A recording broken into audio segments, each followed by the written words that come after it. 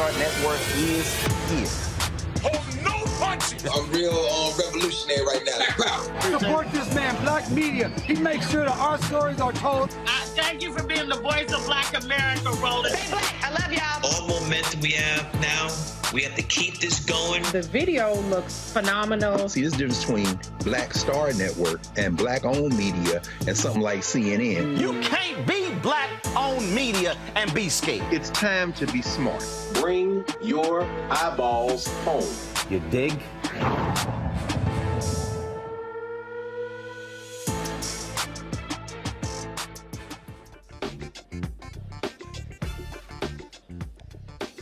Today is Thursday, August 4th, 2022. Coming up on Roland Martin Unfiltered, streaming live on the Black Star Network, live from Las Vegas, the site of the NABJ-NAHA National Convention. Today, the DOJ announced 4 officers involved in the killing of Breonna Taylor. They have been arrested and will be tried on civil rights violations. We will talk with attorney Ben Crump, also Tamika Mallory of Until Freedom, about this important breaking news story. WNBA star Brittany Griner is found guilty today in Russia and sentenced to 9 years in prison. We'll talk with Debbie Jackson, Griner's high school basketball coach, about this decision. The U.S. has officially declared monkeypox a public health crisis. We'll talk with Dr.Taison Bell on the way about the Keeping You Safe as cases rise. Also, Congressman Charlie Crist is running for the Democratic nomination for governor of Florida. He joins us on the show to talk about his plans if he gets back in the governor's mansion. Folks, there's a lot we're covering today. It is time to bring the funk on Roland Martin Unfiltered on the Black Star Network. Let's go. He's got it. Whatever the miss, he's on it. Whatever it is, he's got the scoop, the fact, the find. And when it breaks, he's right on time and it's rolling. Best believe he's knowing. Putting it down from sports to news to politics. With entertainment just for kicks, he's rolling. It's on Go, Roll, Roll, y'all. It's Roland Martin, yeah. Rolling with Roland now. He's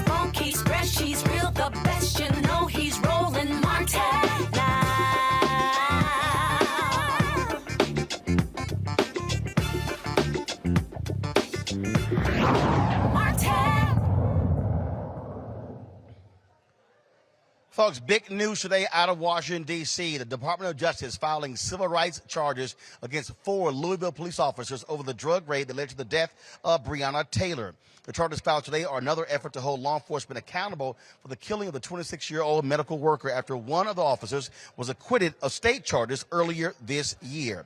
We're going to show you in a moment the announcement from Attorney General Merrick Garland as well as Kristen Clark, who heads the Civil Rights Division of the Department of Justice. Attorney Ben Crump is about to hop onto a plane right now to fly to Las Vegas, where he and I will be together for a screening of his documentary on Netflix. Ben, I know you're about to hop on this plane. Just share with us just your initial thoughts of this decision by the Department of Justice to hold these cops accountable. This is a huge, huge decision. Roland Martin is historic in every sense of the word. Kristen Clark, the first Black woman to lead the Civil Rights Department, if you're keeping count, she made sure she got guilty verdict in the killing of George Floyd in Minneapolis of the police. She got a guilty verdict of the lynch mob that lynched Ahmaud Arbery in Georgia. And today she got a guilty plea and indictments against the officers who executed Breonna Taylor. So this sister, I believe, as I said at the press conference, is doing as much in the way of civil rights as any other Justice Department has done, I believe, since Bobby Kennedy doing the civil rights movement with Martin Luther King and Congressman John Lewis.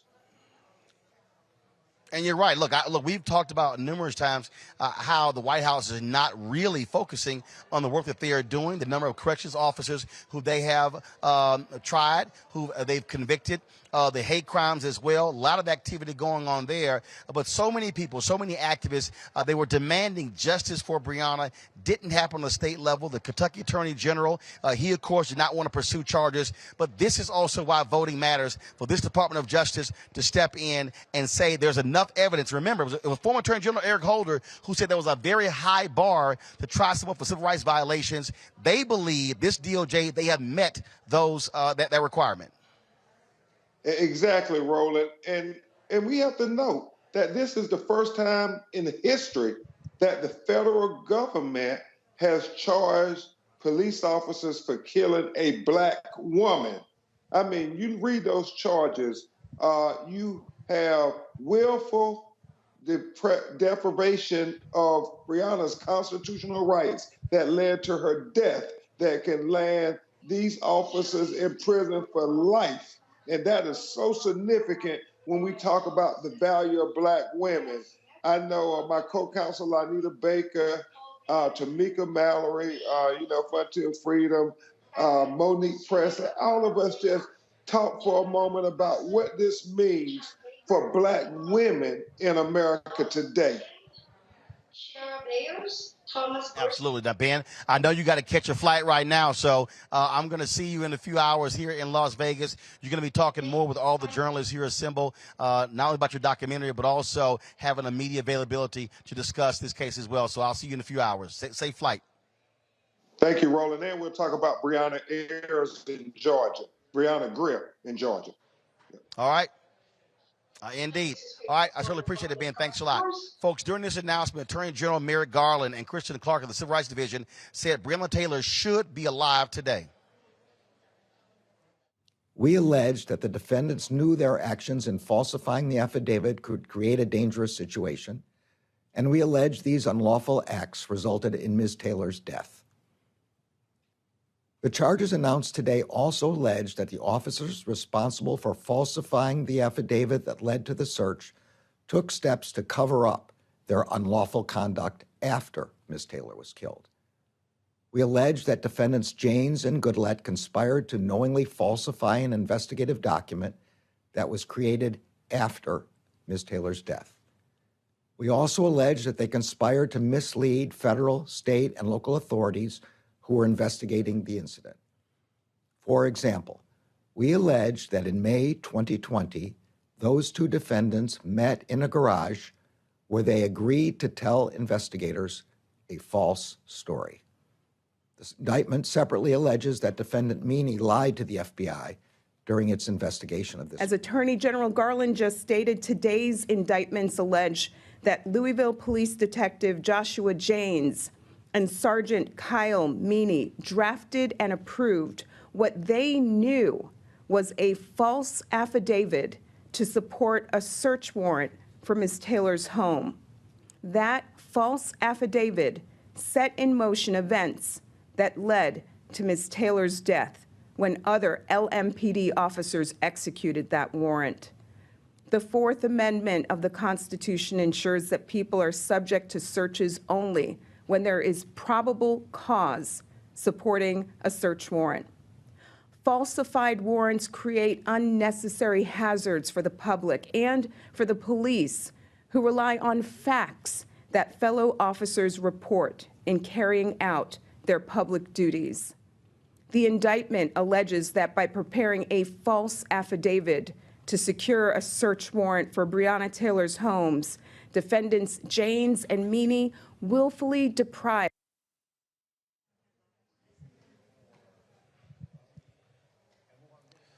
Joining me now, Tamika Mallory, co-founder of Until Freedom, Samil Trivedi, senior staff attorney for Criminal Law Reform Project, the ACLU. Glad to have both of you with us. Tamika, first of all, y'all spent a whole lot of time in Louisville on the ground, working with Breonna Taylor's family, rallying folks there, demanding justice. Your thoughts on today's DOJ decision? Today's an incredible day.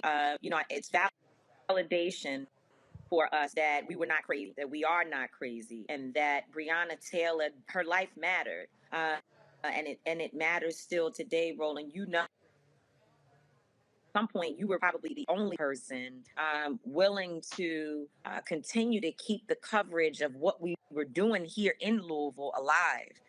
There were days when we didn't have cameras, we didn't have people out here covering our work, but we're very committed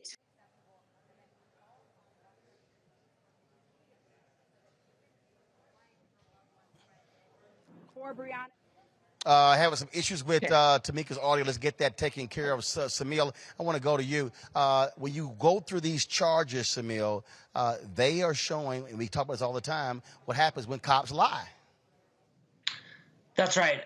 Thanks for having me. And I'm glad you showed the comments from the Attorney General and from Kristen Clark laying out not just the crime, but the cover-up. You know, we say it's not the crime, it's the cover-up. Here it is both the crime and the cover-up.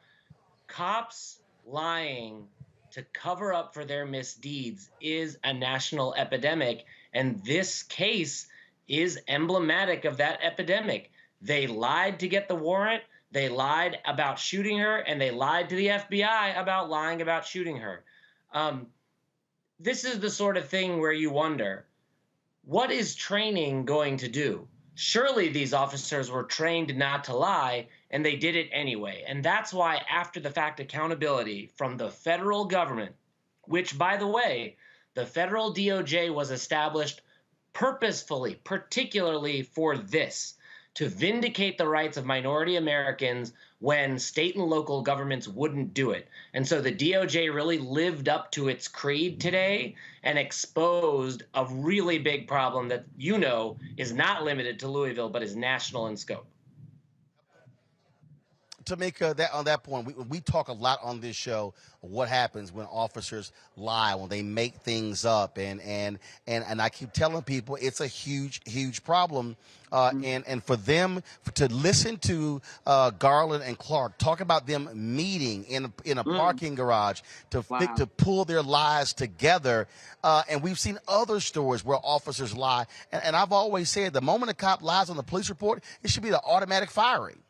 Absolutely. And the scary thing about it, though, is that meetup in the garage happens often. It's happening across the nation. And we know that because it has been uncovered several times that officers have lied on reports. But this particular lie in terms of the search warrant, it caused a young woman to be killed and a young man's life to be traumatized forever. We cannot forget Kenny Walker was there, her boyfriend, and what has now happened to him and his life since this all took place.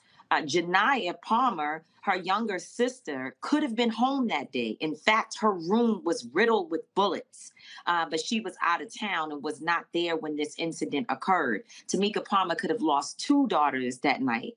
It's really tragic. And today is so important because there were naysayers, people who told us that Breonna Taylor was a criminal, and that, she had no business, or that Kenny had no business firing a shot, that he fired at police. He didn't fire at police. He fired at criminals. He fired a warning shot at people who were at his door that had not announced themselves, and they had lied to get the ability to be there in the first place. And so this is vindication for our movement. It's vindication for Tamika Palmer and Breonna Taylor's family. And we need more of this. And we have to protect Kristen Clark at all costs, because just like there are people who love and appreciate what happened today, and all she did was her job. She didn't do a favor. She didn't do anything, that is illegal. Mm-hmm. She did her job. And we know that just as much as there are people who appreciate the work that was done with the Department of Justice, there are people who hate it as well. There's a report that is going around talking about the amount of white supremacists who are in law enforcement, infiltrators within law enforcement. And law enforcement includes the Department of Justice, by my estimation. So this is a very important day, but it also brings up a lot of the sickness, the illness that is embedded in our system. And Samir, one of the things that Keith Ellison, the Attorney General of Minnesota, said a couple of weeks ago at the Rock Nation Social Justice Conference, he said we need to continue to see more protests because that puts pressure on those DAs and prosecutors to do their job.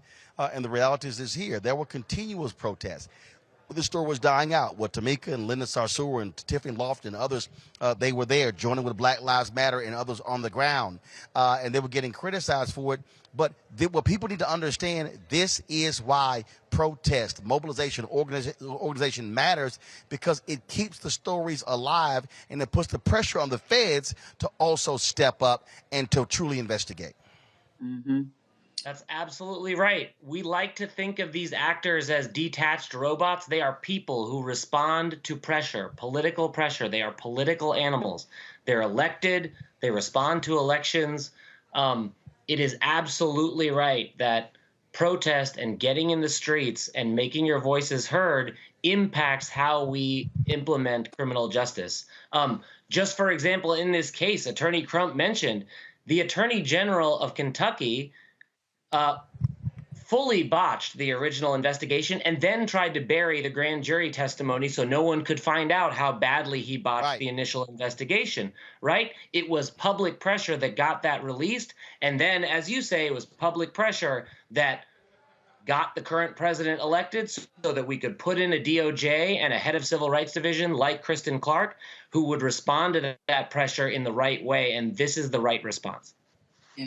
And if I could just jump in on the last question for you, to make a last question for you, I want you to speak to that, but also this.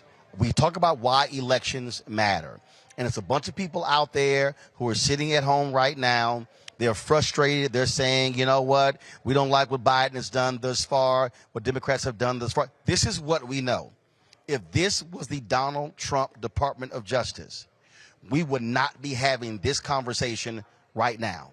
Absolutely. And what we're dealing with now going into November is that we're seeing local DAs, progressive DAs who are on the ballot, and it matters to get them in office as well. And so people have to understand, you may not have everything that you want, but trust me, there is a counter to the current DOJ, because if it was the Barr DOJ or the Jeff Sessions DOJ, we would not be having any accountability for police officers.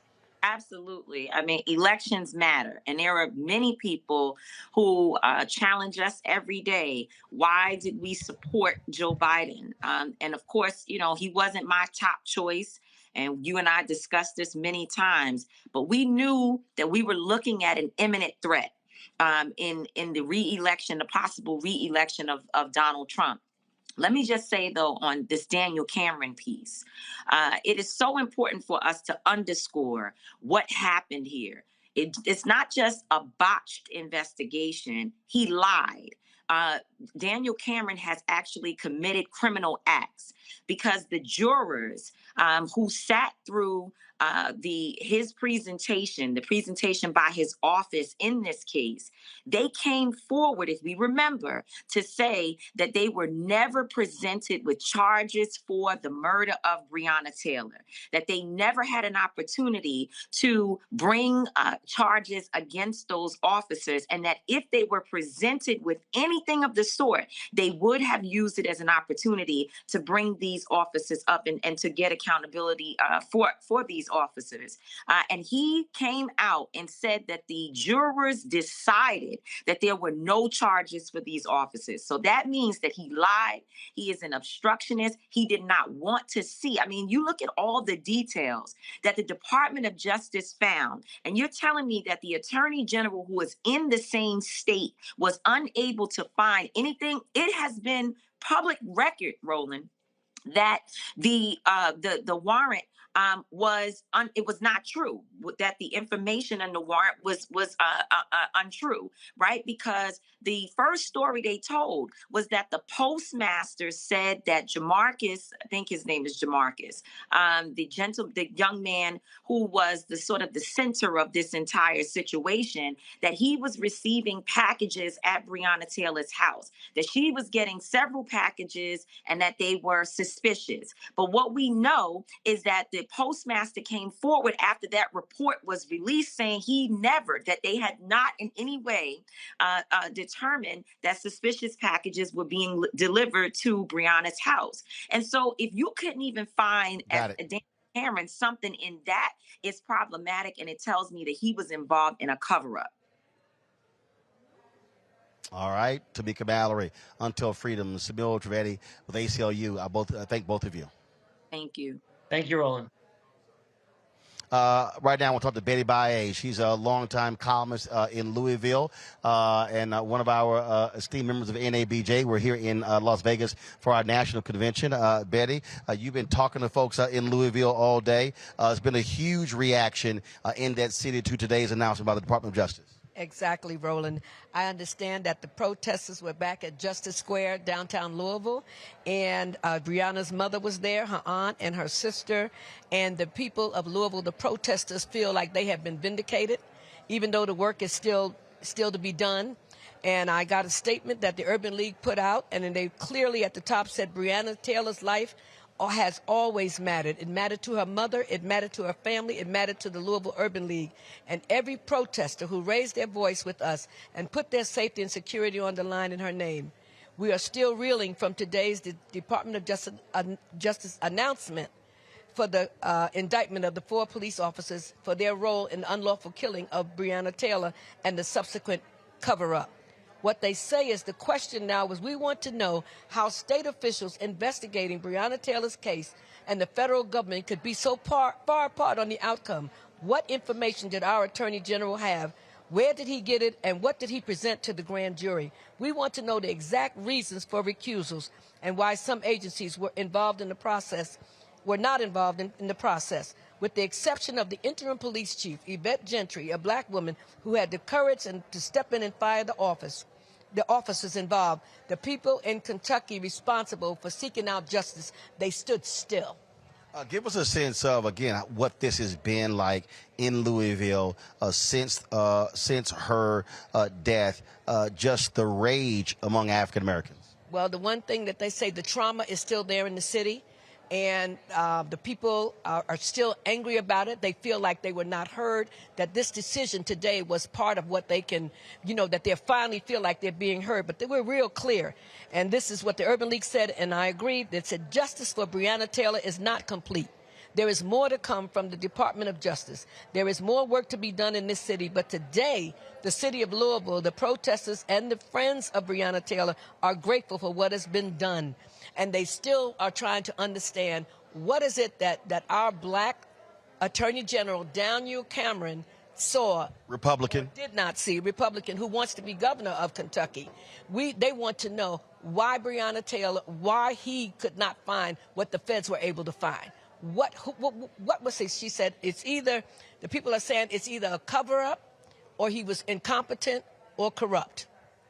And one of the things about it, I'm looking at a young man who's here working with the students here who covered those protests on the ground.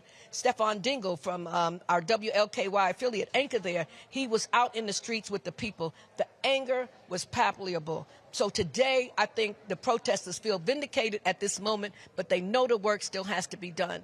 So Louisville people, and those of us, and this is very important, justice, we have to say, today, while we are grateful for what has been done, we will forever say Breonna's name, but we ask that every person who held the line with us today, vote as if your very life depends on it, because it's what you said earlier, Roland.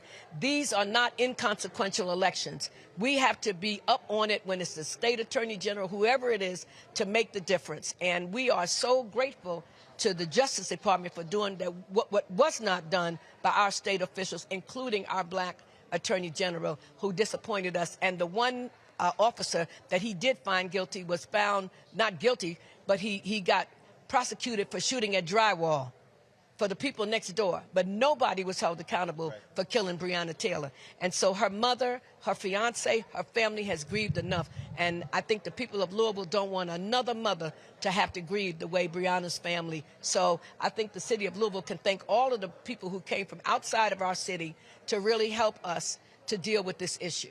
All right. Anybody, always good to see you. I appreciate it. Thanks a lot. Thank you, Roland. All right, folks, got to go to a break. We come back. We'll talk with the Congressman Charlie Crist. He's trying to become the next governor of Florida. We'll get his thoughts on this case and other issues, especially what's happening there in the Sunshine State. Folks, you're watching Roland Martin Unfiltered, broadcasting live from Las Vegas at the NABJ NAHJ 2022 convention right here on the Black Star Network.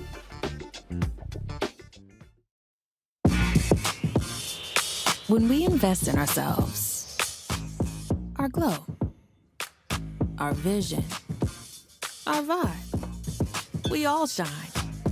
Together, we are Black beyond measure. Pull up a chair, take your seat. The Black Table with me, Dr. Greg Carr, here on the Black Star Network. Every week, we'll take a deeper dive into the world we're living in. Join the conversation only on the Black Star Network. When we invest in ourselves, we're investing in what's next for all of us. Growing, creating, making moves that move us all forward. Together, we are Black beyond measure. Hey, I'm Antonique Smith. Hello, everyone. It's Kiara Sheard. Hey, I'm Taj. I'm Coco. And I'm Lily. And we're SWV. What's up, y'all? It's Ryan Destiny, and you're watching Roland Martin Unfiltered.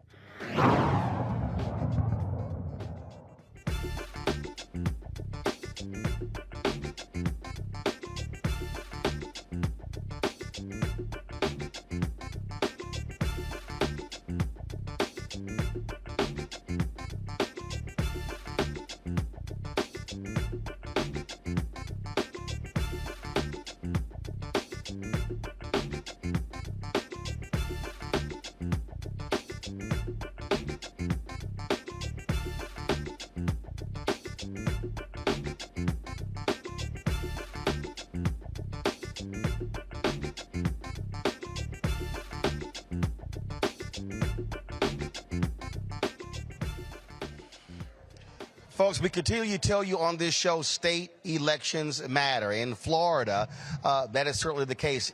This month, you have the primaries taking place where Democrats are going to be picking their candidate for governor to face Republican Governor Ron DeSantis. One of those folks who wants to return to the governor's mansion is Congressman Charlie Crist. He joins us right now. Congressman Crist, glad to have you back on Roland Martin Unfiltered. Hey, Roland, it's great to be with you. Thank you so much for the opportunity to spend a little time with a dear friend. This particular case we're just talking about is a perfect example of what happens when DOJ federal steps in, but people want to see justice on the state level.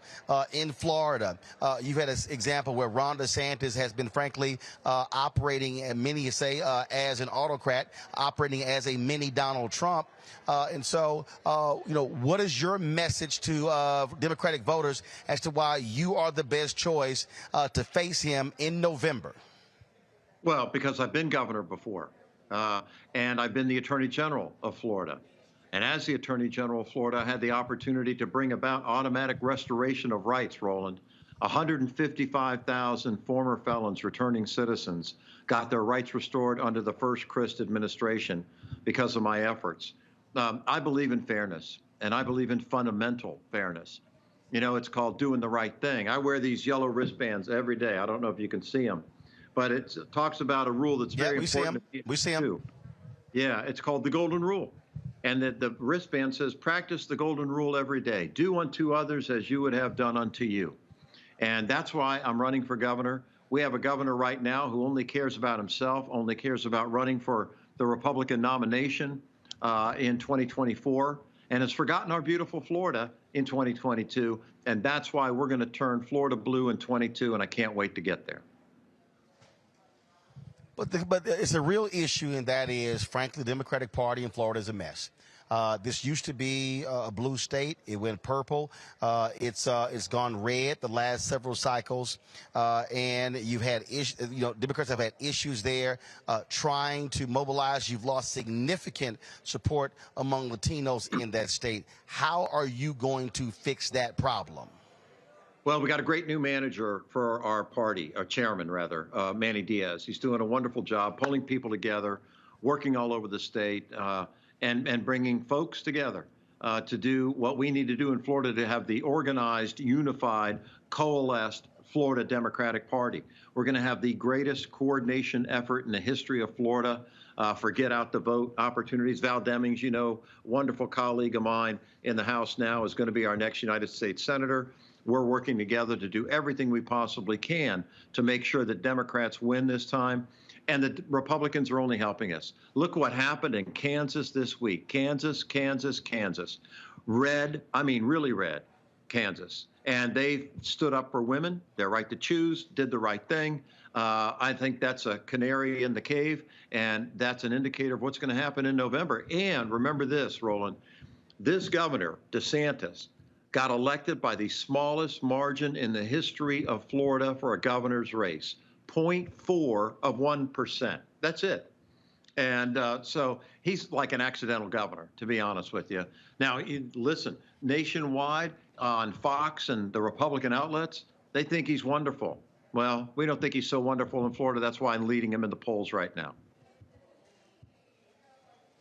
One of the things that has happened, you look at DeSantis when it comes to critical race theory, when you look at him saying that math books have CRT in it, you look at right now, teachers are literally confused about what they can even teach. One of them came out publicly talking about this 3-day class they had to go through, and they're just befuddled as to can they actually teach American history, because you got Republicans who wanted to deny the reality of Jim Crow and slavery. And so how how are you going to get that voter to say that matters, that's an issue that is important to them? And also, what are you going to do also? Because when you talk about Broward County and Miami-Dade, I mean, even with Andrew Gillum, those numbers were awful. Had Miami-Dade and Broward turned out at 65% turnout, he's governor. And so how are you going to also move those numbers up? Well, as I said, Val Demings is our wonderful United States Senate candidate, a strong, powerful African-American woman, former chief of police of the city of Orlando, outstanding candidate. She's got people excited all over the state in the minority communities, the people of color. That's critically important, number one. And I hope and pray and believe that we'll have great surrogates come down to Florida in the closing days of the general election, people like President Barack Obama. I mean, he's done it before. I believe he'll do it again. And I'm excited about it. It'd be great to have Jim Clyburn come down. Dear colleague of mine in the U.S. House from South Carolina, look what he did for Joe Biden in the presidential race. Extraordinary. So people are excited in Florida. We have an opportunity in this election to really make history, to get Democrats back in the governor's mansion, to make sure that we increase our, number of state senators in the state Senate, number of House of Representatives in the state House, really have an opportunity to start to move Florida forward again, because DeSantis has brought us down so badly. He's attacked LGBTQ, attacked African-American voters, doesn't care about the environment, tried to tell, school teachers what to do in every county in the state, every district. He's an autocrat trying to be a dictator, Roland. It's appalling. And the people of Florida are sick of it. They're fed up. They want to change. They want a governor who's got a heart and is a decent human being again. I strive for that every single day, and I look forward to the race in the future and having a better future for my sunshine state of Florida. What do you say to black voters? What is your black agenda? That's going to be critically important. Haitian voters there in Miami-Dade. So again, what are you saying to those black voters that's necessary to get them to turn out? What you will do as governor? Well, we're going to do what we did in the first Crist administration. I'm the last governor of Florida who appointed an African American to the Florida Supreme Court, Justice James C. Perry, a great jurist. During my administration, the first time, we had about 21% of our administration were African Americans. Very proud of that. In addition, I named the Secretary of the Department of Corrections, Walt McNeil, African American secretary, did a great job. Another one, dear friend of mine who's a pastor now here in my hometown of St. Petersburg, Frank Peterman, appointed him as the Secretary of the Department of Juvenile Justice. These are just a few of the things that we did when I was governor the first time. And I'll do them again, and I'll do even better.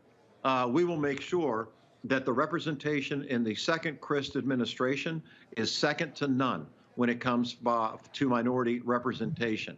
And as I said earlier, now that's representation. What about policy? That's representation. What about policy? Well, those people are going to make the policy, Roland. They're going to be the secretaries of those departments. It doesn't get any more important than that. That's why it's significant. That's why it's important. And it's done out of respect because of how I was raised with my three sisters by my mother and father here in St. Pete and my Methodist church. It's called doing the right thing. And it's called a Florida for all. We're one of the most diverse states in America. Thank God for that, literally. And I think that we need to show that in a new administration, unlike the one we have right now, where all people are represented. And as our slogan says, we will again have a Florida for all. Last question for you in terms of your outreach. That's going to be important as well in terms of hitting those communities. One of the things that I've heard from folks in Florida also, it comes down to economics, contracts, opportunities as well. And so what are you focusing on? What are you saying to African Americans on what you would do to ensure that African American companies are able to participate and create and build wealth there in Florida by virtue of state contracts? That the Office of Economic Opportunity and the Governor's Office of Florida is going to be laser focused on making sure those opportunities are available, that they are fair, that they are proportionate, and that they make sure that everybody gets to participate. We have the highest budget in the history of Florida this year, $110 billion. I mean, we're the third largest state in the country, Roland. So there's a lot of largesse that we need to make sure that everybody participates in it. One of my dear friends and great supporters is a guy named Jimmy Giles from Tampa, Florida, played tight end for the Tampa Bay Buccaneers. And I have been helping him in his business do well ever since I first met him because he's a good, hardworking, honest man. He's in the Ring of Honor of the Tampa Bay Bucs. We were at dinner together the other night with his family.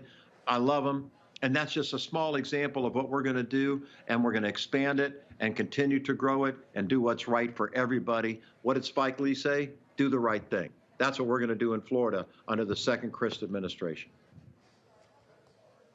Congressman Charlie Crist, I know you have to go. I certainly appreciate it. Look forward to having you back on the show. And I'm quite sure I'll be in the Sunshine State. Well, actually, I was in Tampa the last 4 days. I gave a speech to the black realtors on yesterday, but I'm sure I'll be back there covering the various campaigns. Come back to the Sunshine State, Roland. Love to have you and host you. God bless you, and thank you for your time tonight. I appreciate it. Thanks a bunch, folks. Got to go to a break. We come back. We'll talk with our panel about the Florida race, also about the Breonna Taylor case. Coming up next, we'll also talk with the high school coach of course, Brittany Griner. She got sentenced to 9 years in prison in Russia today. We'll discuss that. Monkeypox now being declared a national emergency. Dr.Taison Bell, an infectious disease expert, will join us as well. You hear a lot about DEI. Well, we got a woman who was a DEI expert, and she says it ain't all what it's cracked up to be. Folks, we got a jam-packed show for you. Roland Martin Unfiltered. We want y'all to hit that like button. YouTube, Facebook, hit the like button, hit the share button. If you're on Twitch, Instagram, LinkedIn, watching the show, do the exact same thing. We should easily be exceeding 1,000. We also want you guys to download the Black Star Network app because that's how you can also see the show. Apple phone, Android phone, Apple TV, Android TV, Roku, Amazon Fire TV, Xbox One, Samsung Smart TV, and also join the Bring the Funk fan club. Your dollars make it possible for us to do what we do, to travel around the country, covering the stories that matter to you. Check in money orders to P.O. Box 57196, Washington, D.C. 20037-0196. Cash App, $RM Unfiltered. PayPal is R Martin Unfiltered. Venmo is RM Unfiltered. Zelle is Roland at RolandSMartin.com. We'll be right back. When we invest in ourselves, our glow, our vision, our vibe, we all shine. Together, we are Black beyond measure. Hi, I'm Dr. Jackie Hood Martin, and I have a question for you. Ever feel as if your life is teetering and the weight and pressure of the world is consistently on your shoulders? Well, let me tell you, living a balanced life isn't easy. Join me each Tuesday on Black Star Network for A Balanced Life with Dr. Jackie. We'll laugh together, cry together, pull ourselves together, and cheer each other on. So join me for new shows each Tuesday on Black Star Network, A Balanced Life with Dr. Jackie. When we invest in ourselves, we're investing in what's next for all of us. Growing, creating, making moves that move us all forward. Together, we are Black beyond measure. What's going on? This is Tobias Trevelyan. Hey, I'm Amber Stevens-West. Yo, what up, y'all? This is Jay Ellis, and you're watching Roland Martin Unfiltered.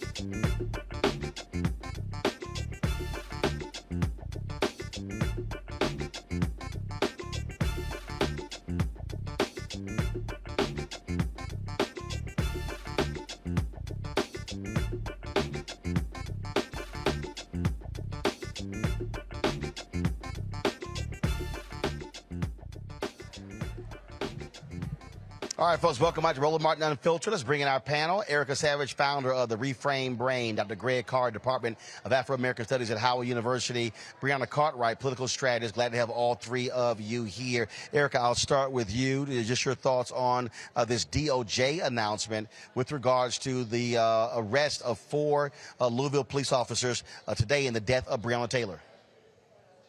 Yeah, Roland, what an incredible win. What an incredible way to say that voting absolutely does matter. The announcement by Attorney General Merrick Garland and the friend of the show, Assistant Attorney General Kristen Clark, really does show the importance of people engaging in their vote. And when you think about, and Tamika mentioned this when she was speaking earlier, when you think about the number of offenses that were executed by these 4 officers, lying on a U.S. postal inspector, and then falsifying an affidavit, and then lying amongst themselves to get their stories together. What an incredible way to see justice executed in having their arrest done. The one thing, though, I do want to speak to with regard to what the Louisville Metro Police Department chief said today in her statement. In the latter part, she talked about an effort to build police community trust. And trust is such a large word when you're talking about an apparatus that without announcement can and unknowingly can go and create falsified documents, lie on postal service, whomever it is that they have to lie on to fulfill an agenda. that they're effectively, intentionally creating lethal situations for humans of a community.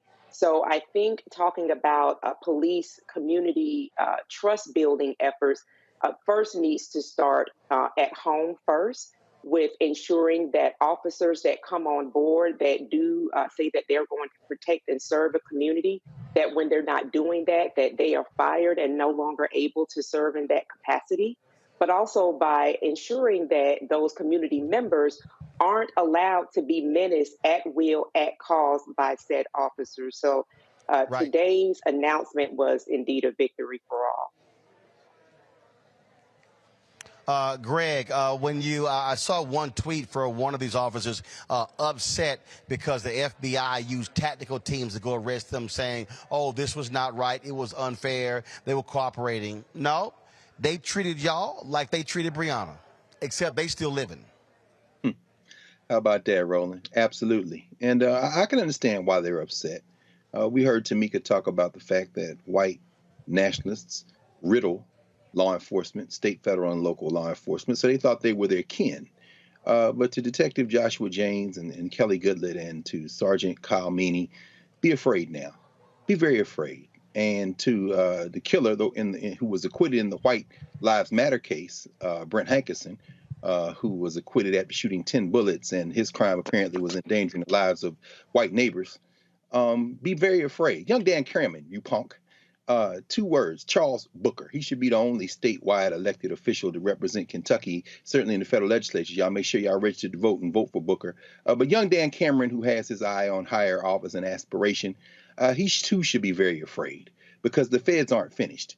And again, as you said, elections matter. So whether it's Joe Biden or whoever's going to run in 2024, the midterm elections coming up with the House and with the Senate, the Attorney General may have his eyes, and in Kristen Clark's case, her eyes trained on you, young Dan Cameron, you liar, you indefensible liar.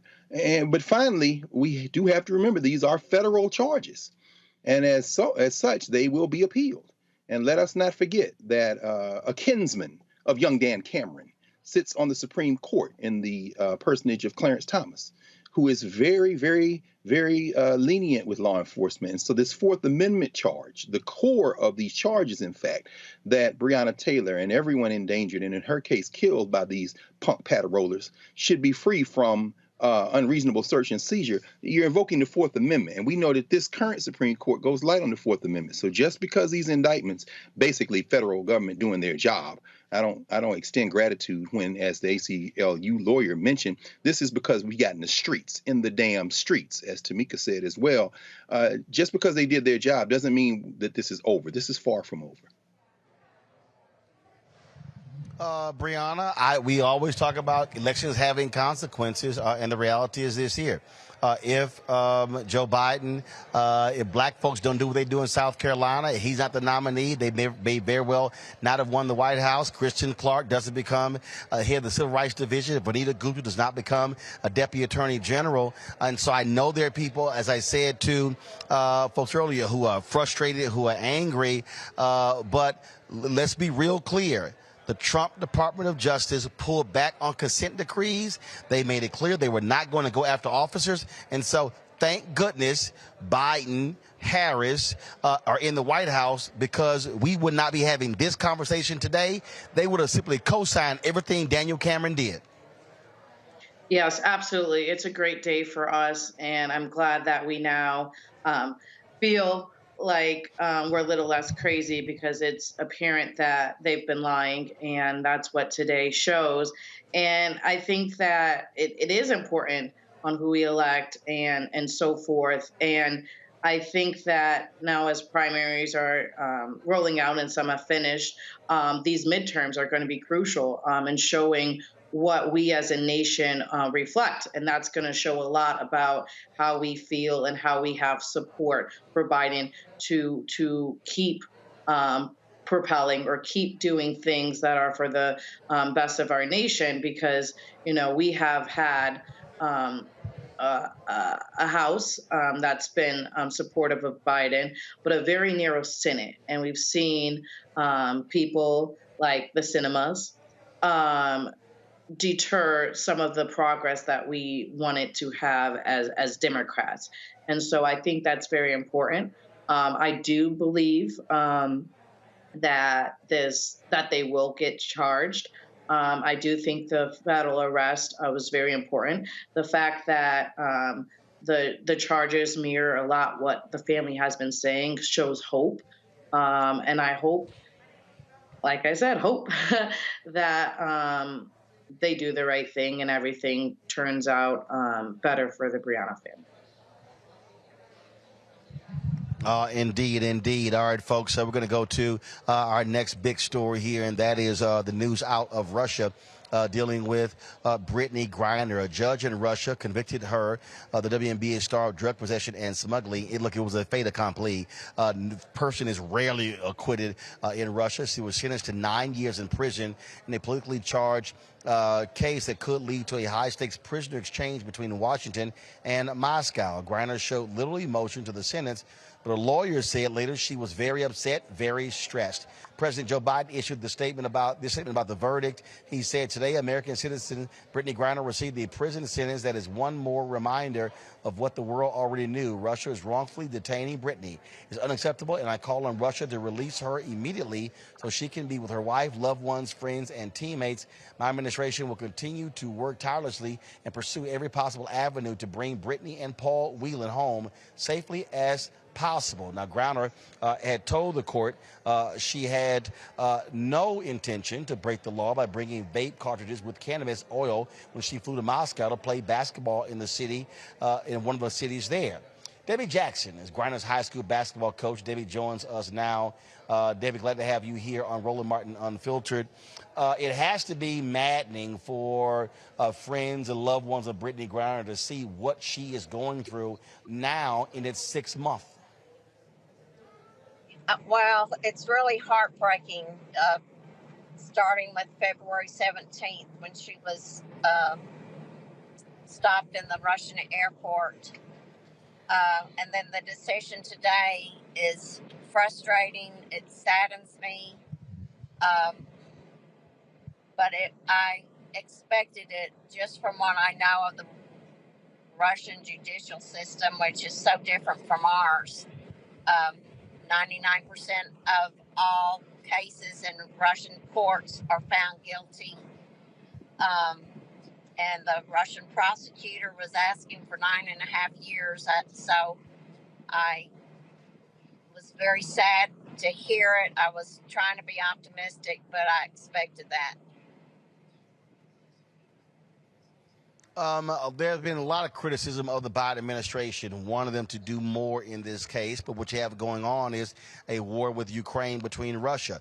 And so Brittany Griner is sort of caught in between that because you have Putin using her, frankly, as a pawn in this back and forth with the U.S. And so is there more that you want or have wanted the government to do? Or have you taken this simply as a matter of we just have to wait this thing out and hope this prisoner exchange is actually going to do the trick? Well, I'm going to have to trust the government and President Biden on his word that they're going to do everything possible to facilitate a prisoner exchange. I hope that's true. It took a long time to hear anything from the State Department, and finally Secretary Blinken did come and say that they had made proposals to Russia, which gave me some hope that the government really was trying to help Brittany. It's just such I fear that Russia will drag this out for as long as possible. They want to use it as leverage to get as much as they can. They really have no concern for rights there. So it's almost an unwinnable situation for Brittany. And I just hope that we are doing everything to get Brittany and any other American citizen wrongfully detained, such as Paul Whelan, that they can come home to their loved ones and their families.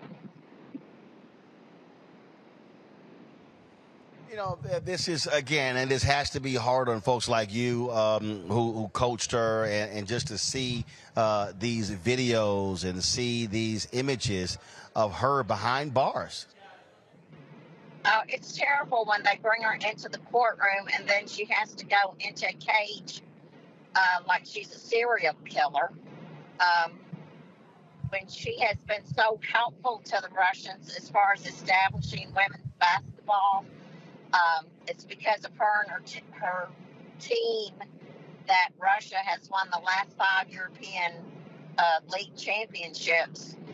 And she's really admired by the citizens of Russia for her skills and thought of very highly. It's just a shame that she's become a political pawn for a dictator that has no concern for human rights. Indeed. Well, it is. We certainly hope this story is going to have a conclusion soon, a happy conclusion that Brittany Griner will come home. But again, no one can predict what Vladimir Putin is going to do, especially with his hatred of the United States supporting Ukraine. Yes, we'll pray that she gets home sooner rather than later.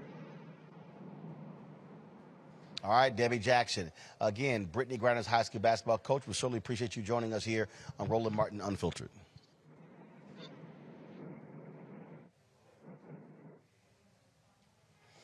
Go back to my panel here, and look, Breonna, this is just a delicate situation because, again, we have nothing over Putin, and she is in the middle of a difficult situation, especially with there being the war with Ukraine and the United States supporting the Ukrainians. I agree. I think it's a difficult situation, and what I have to say is not the most popular thing to say. We all know of the show of Locked Up Abroad, and having respect and tiptoeing when we are in a different country. There has been talks about there being a teacher, a white male teacher over there that's done similar things that was there before, and he got 10 years. We can talk about here in America how, not too long ago, a black man would get locked up for a small bag. And so, I mean, we're making it political. However, I strongly believe that Biden should not do a trade for one of their terrorists, for someone who has committed war crimes that can come back and hurt us more, because, that's what Putin has been doing, from tampering with our elections, from holding, for lifting up Trump, and now to this. I just don't think that we should play into their hands. It's very sad to see Brittany going through this. I wish she didn't. It was just a pin. The other cartridges, I guess they're saying shows that, there was more, but there was an intent to sell. But, smuggling legally is just crossing the lines of the state lines, international. And so the issue of it being there in the first place because it was on a plane is actually illegal in itself. And so I can say that that's really the end of her career. 9 years, almost a decade, that's very hard. And so, and we'll see how, if it appeals, if they're going to keep her in Moscow. It's something that we should definitely be paying attention to. And it's very sad that she has to be in Russia in the first place, and not being able to concentrate on, her skills and talents in America and stick to being American. Yeah, here we are. And I just don't think that our country should take this hit. But here's the deal, Greg. Biden doesn't have many options here. The U.S. does not have many options in dealing with his, and the pressure will continue having a high-profile women's basketball player still in prison. Yeah, I suppose. I mean, I'll echo you, Brittany. This may not be particularly popular, but I mean, facts are facts. The facts of this case are really irrelevant. They really are relevant. I mean, when we heard Judge Anna Satnikova give that sentence today, that's all fait accompli. Right now, there's a summit taking place. I think it's a summit in Asia where Tony Blinken, the Secretary of State in the U.S., is going to probably pull Sergei Lavrov, his counterpart in the Soviet Union, aside and press him on this trade. A lot of this is cosplay. You know, Victor Bout is an arms dealer in the U.S. press, but anybody just reading the U.S. press is woefully underinformed. Everybody's an enemy to somebody else. If we've been keeping up with world politics, we understand that the U.S. Senate voted yesterday to admit Norway and Sweden into NATO. And it's the same day that Sweden fell in line with other EU countries to impose stricter sanctions on Russia. I said Soviet Union. There is no Soviet Union anymore, which is part of this problem. But to impose greater sanctions on Russia as it relates to everything except a carve out for agricultural products and oil. There's going to be a prisoner swap. There was a prisoner swap earlier this year. They sent a Marine back to the United States named Trevor Reed. They traded him. And they're going to trade Brittany Griner. And of course, the person they want, the U.S. wants, is Paul Whelan. Paul Whelan is the guy the Soviets say was engaged in espionage. And of course, if you read the U.S. press, then of course, that's about as good as reading the Russian press. There's going to be a prisoner swap. This was the next thing. And everything else is pretty much irrelevant. We'll see Brittany Griner home soon. Erica? Yeah, well, I want to just really echo what our government has said, is that Brittany Griner is being wrongfully detained, and that according to her lawyers, it has been very much so verified that there was no trace of cannabis oil in her system. And let me just speak from this as a person who did function as an emissary in a foreign country in South Sudan, when there was an actual political prisoner that was being held.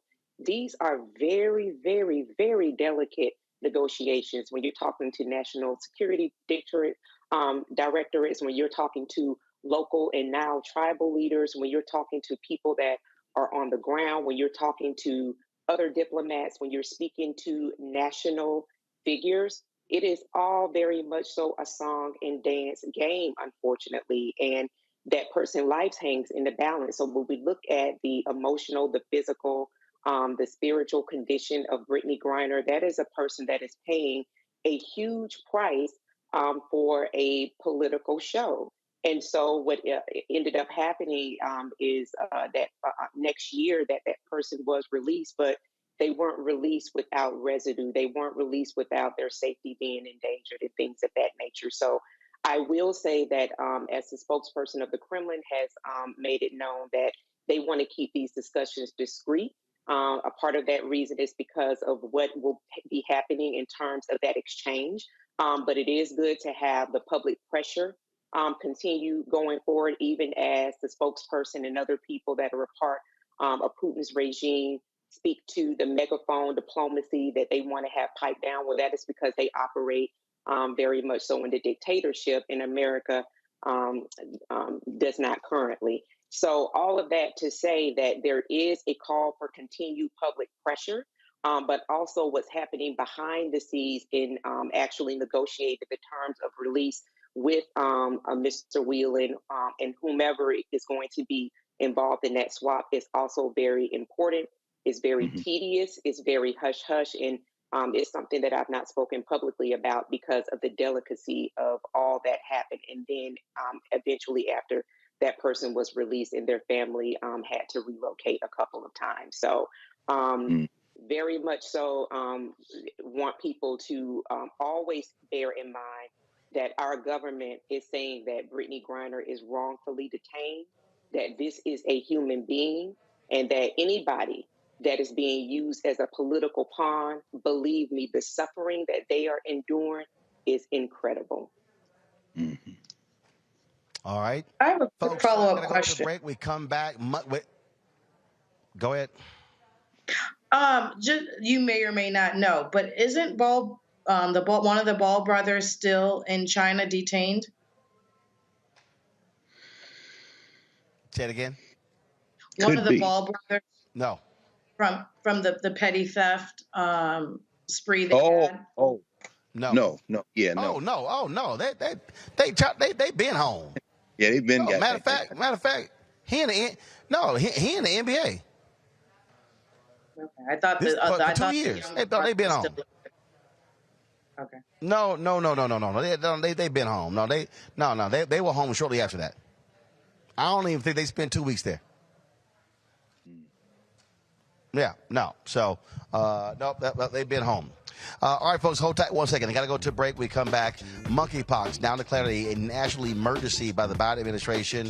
What does it actually mean? Are we literally seeing this thing go out of control? Dr.Taison Bell, infectious disease expert, will join us next on Roland Martin Unfiltered. Also, you keep hearing the phrase DEI, diversity, equity, inclusion. Is it really having a difference, or is it bullshit? We'll discuss with an expert right here on Roland Martin Unfiltered on the Black Star Network.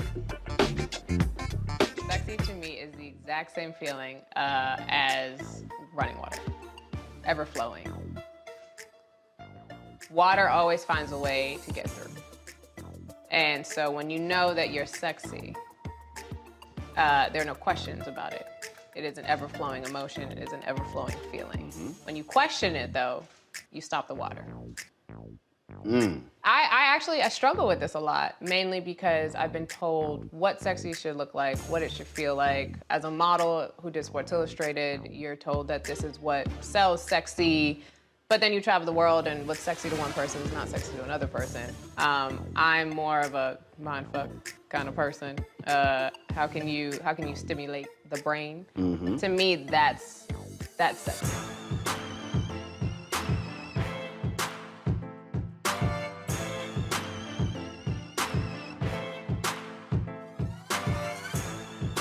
When we invest in ourselves, we all shine. Together, we are black beyond measure. We're all impacted by the culture, whether we know it or not. From politics to music and entertainment, it's a huge part of our lives, and we're going to talk about it every day right here on The Culture with me, Faraji Muhammad, only on the Black Star Network. When we invest in ourselves, we're investing in what's next for all of us. Growing, creating, making moves that move us all forward. Together, we are black beyond measure. Hello, everyone. It's Kiara Sheard. Hey, I'm Taj. I'm Coco. And I'm Lily. And we're SWV. What's up, y'all? It's Ryan Destiny, and you're watching Roland Martin Unfiltered.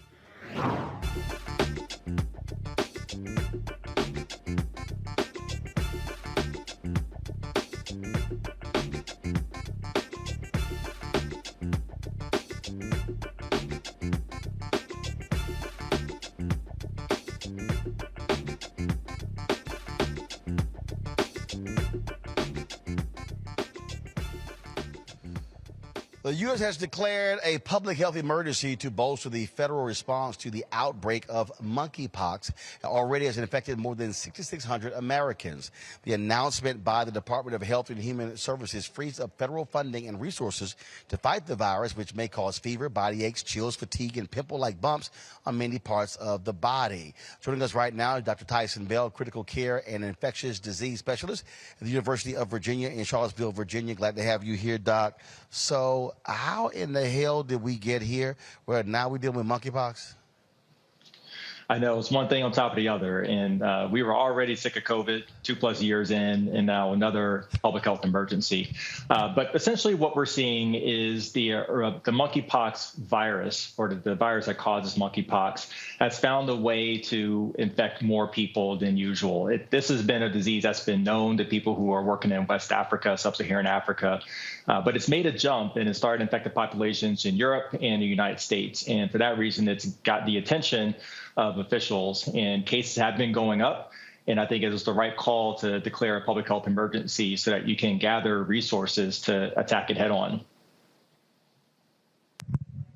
Okay, so I saw a message earlier today, and that was someone who was coming here to Las Vegas for NABJ, but chose not to when this report went out. Let me see if I can pull it out. It said, as of August 1st, there are 23 probable and confirmed cases of monkeypox in Clark County and the Southern Nevada Health District, is looking to keep a handle on the situation. But the thing is, this is what it says. It says the good thing is that the monkeypox signal is relatively low, and it is coming from strategic manholes that service segments of the Las Vegas Strip and from at least 1/15 wastewater treatment plants. Okay, so where's it coming from? And because I'm seeing some reports that say you can catch it only with skin-to-skin contact. So how do we truly protect ourselves? Right. So really good question. So monkeypox can be detected in the sewage just like COVID can, but the primary mode of transmission looks to be skin-to-skin contact and sexual activity. Now, it can spread other means. It can be on bed linens, for instance, and other surfaces. It can be spread by respiratory droplets. But the primary mode is going to be direct skin-to-skin contact and being in prolonged activity with somebody face-to-face for a long period of time. So the main ways to protect yourself, luckily, we haven't had an explosion of monkeypox to the extent that it's infecting many different kinds of populations like we saw with COVID. It can affect anyone. Let's be clear about that. It's an equal opportunity virus, but it has been predominantly seen in the LGBTQ community and specifically men who have sex with men. So, if you're a member of that community, I think it makes a lot of sense to take extra precautions right now to make sure that you're safe. So what do we do? Do we not hug people? Do we fist bump? And if you're an individual, how do you detect it? What are we looking for? Right. So I don't know about you, Roland, but I have not been spending a lot of time in other people's faces in general because I don't want to catch COVID, and we're in the surge of that right now.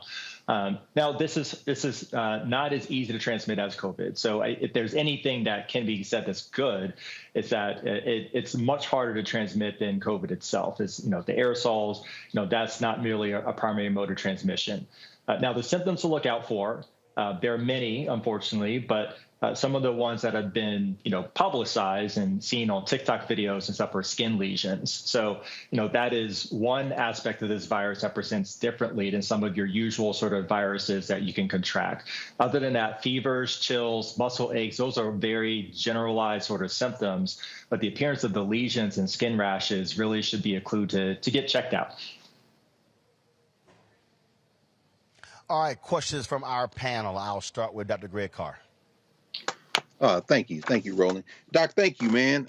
Just looking at some of the articles from today, for the U.S. to have 5% of the world's population and a quarter of the reported monkeypox vaccines, it seems like you covered all the bases. But you said something quickly that I want to go back to. Maybe that's what stops some people from traveling to Vegas for the NABJ and NASJ, HJ conventions.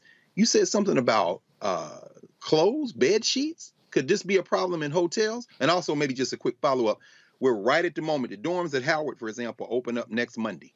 Kids are coming back to school. Are you concerned about, and they'll be down there in Charlottesville right around the same time. Are you concerned about students now returning to campuses?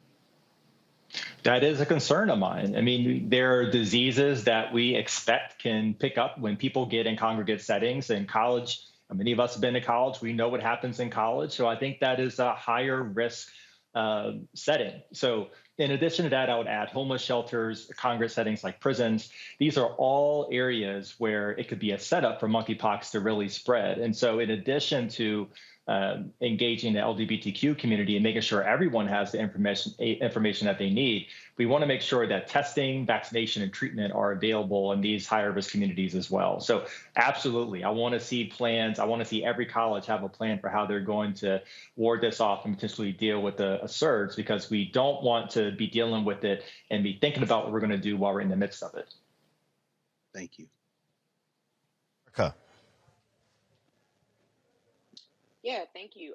So my question would be to you, as we continue to battle COVID, do we foresee a vaccine for monkeypox? Is there already a vaccine for monkeypox?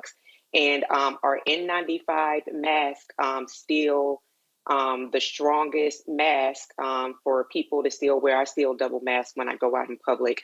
Are N95 masks still sufficient to wear? Great question. So to answer your first question, there is a vaccine that's available. It was a vaccine that was developed to counteract smallpox, but monkeypox is related to smallpox. And so there's a thought that there's good efficacy between this vaccine and monkeypox. It was studied in a small study back in the 80s in sub-Saharan Africa. It wasn't a particularly high quality study. So we need to do more studies to make sure that the vaccine is as effective as it was reported to be in the 80s, the mid 80s or so. But this is what's available. In addition, TPOXX is available as a treatment for people who have been exposed or have early course of disease. So, there are some treatments that are available. As far as your question about respiratory droplets, I think an N95 is still a very good way to protect yourself and to make sure that, in that off chance that there could be transmission through respiratory droplets, just to backtrack, it's possible, but it is less likely because, this has been transmitted more so in this country through direct bodily fluid and body-to-body and sexual contact. Respiratory is possible. N95, for multiple reasons, because we're still dealing with the pandemic, is still the highest quality mask that you can wear to protect yourself from both of these. Brionna. Thank you so much for being here and answering our questions. I'll admit there's a lot I do not know about monkeypox. So I have a two-part question. One, why is it seen as more prevalent in the LGBT community? And two, what is the difference between, other than, the physical look, the difference between chickenpox and monkeypox? What does it do to our body and can we die from it?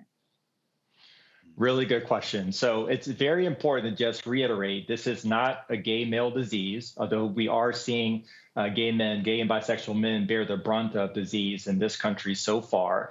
I also wouldn't call it a sexually transmitted infection, even though that does seem to be a primary driver of infection in this country. There are other ways that you can contract the virus, and there are other communities that can be at risk. And so that's important because we want to make sure that we're targeting areas that are high risk, but we also don't want to deny anyone access to testing if they have concerns. We want anyone to be able to get testing, but we do want to have a focused effort. And what was your other question? I forgot. I'm sorry. I was just saying, what is the difference other than physical difference or the appearance difference between chickenpox and monkeypox? And will one die from it? Like, what does it do to your body other than the lesions? So luckily, in both cases, we have vaccine available for chickenpox, and so we haven't seen large outbreaks of that. These are different viruses that cause different kinds of disease, but again, both have skin manifestations. That's the pox part of chickenpox and monkeypox. They can cause these skin lesions that have these fluid-filled vesicles. So that is a feature that is common to both, but they are different illnesses. And lucky for us, another thing that we can say that's good is that this version of monkeypox does not seem to be as lethal as some of the earlier versions that we had seen overseas. And so the majority of people who have ended up in the hospital have actually been there for pain control, because if you have anal lesions, it tends to be very, very painful. And so the oral medications don't tend to work like Tylenol, so people are being admitted for pain control, but not because there's a threat to life or limb or anything like that. So, if there is any bit of good news is that it does not seem to be severe in terms of a risk to life, although it can cause some really intractable pain. All right, Dr. Bell, we appreciate, your advice and counsel. Folks, protect yourself at all costs. Hell, don't hug, don't kiss cheeks, also stuff like that.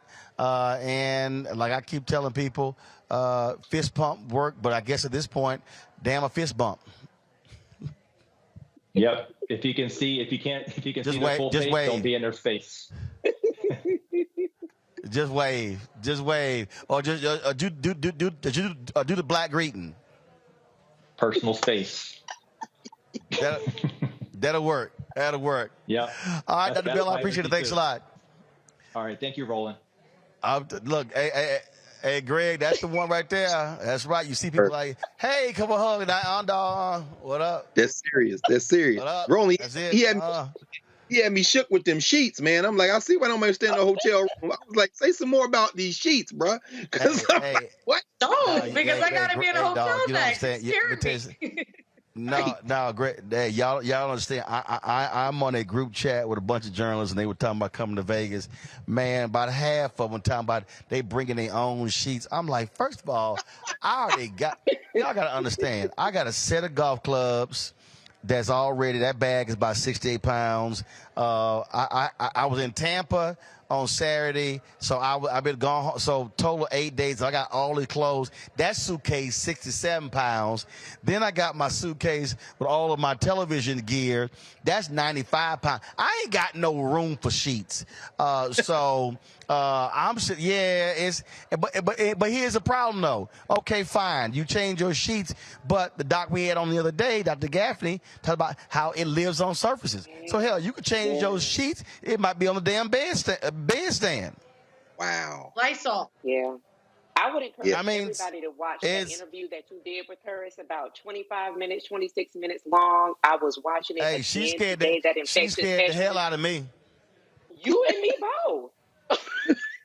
But I would encourage I was like, Black Star Network app, Roland Martin, wherever you watch Roland Martin Unfiltered, go back and watch that. Please watch that infectious disease specialist episode that Roland, that interview he had with her. It'll get you right. Man, whole time I was thinking, man, just keep your ass at home. Okay, all right, y'all. We gotta look. I got way too much travel going on. All right, we gotta go to a break, folks. Coming up next, we're gonna talk about DEI. It's all the rage.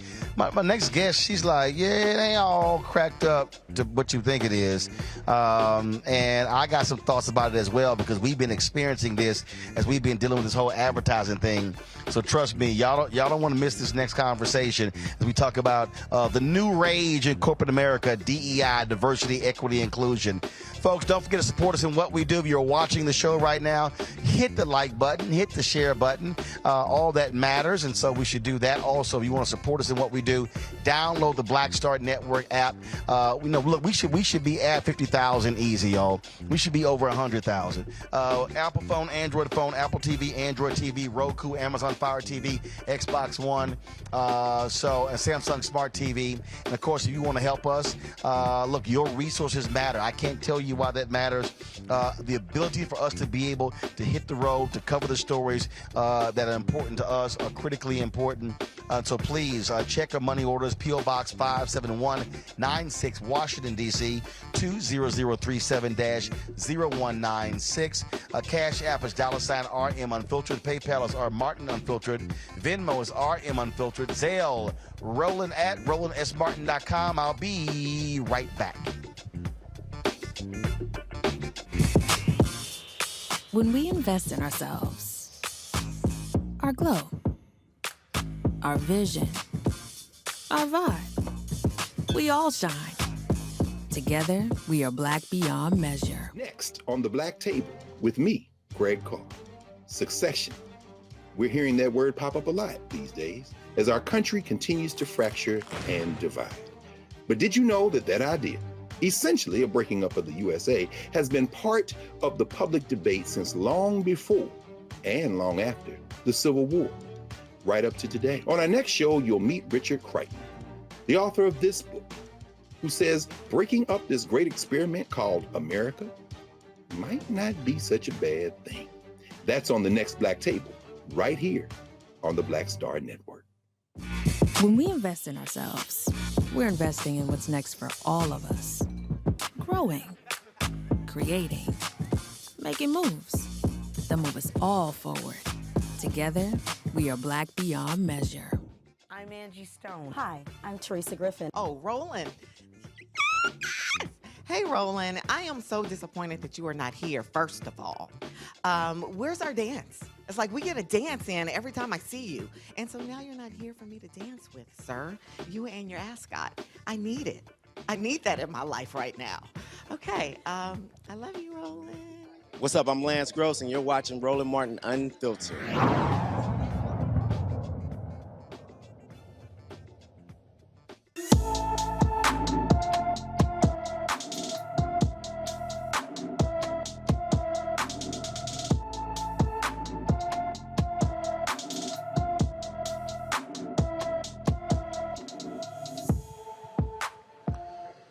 15-year-old Shamari Lewis has been missing from Miami Gardens, Florida since July 24th. She's 5 feet 6 inches tall, weighs 240 pounds, with black hair and brown eyes. Anyone with information about Shamari Lewis should call the Miami-Dade, Florida Police Department at 305-476-5423, 305-476-5423. A civil rights lawsuit accuses a suburban Boston police officer of pinning a black man to the ground and placing a knee on the man's neck while pursuing a white suspect. The lawsuit was filed yesterday against the town of Arlington and claims police violated Donovan Johnson's constitutional rights when they stopped him, searched him, handcuffed him, and placed him in the back of a cruiser before releasing him with no charges. Arlington Police Chief Julie Flaherty said in the email that they couldn't comment as neither police nor the town had yet been served the lawsuit. Folks, the suspect in the Highland Park shooting on the 4th of July has pled not guilty.